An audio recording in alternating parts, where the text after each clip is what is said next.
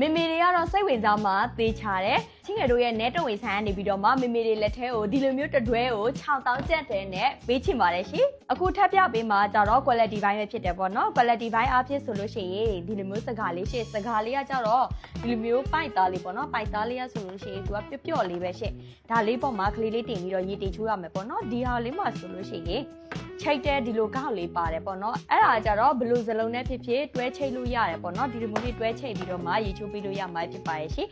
ပြီးတော့ဇလုံဆိုလို့ရှိရင်လည်းပဲသူကလောကကော်သားအထူပေါ့နော်ကော်သားအဖြစ်စေလောကအထူ quality အမြင့်လိုက်ပြီးတော့သူ့မှာဆိုလို့ရှိရင်ဆက်ပြထဲတဲ့ဒီလိုမျိုးခွက်လေးလည်းပါမယ်ပြီးတော့တခြားဇလုံနဲ့လောကမတူပါဘူးရှင်ဒီဇလုံကလောကမှာကျဲတယ်ဒီမှာ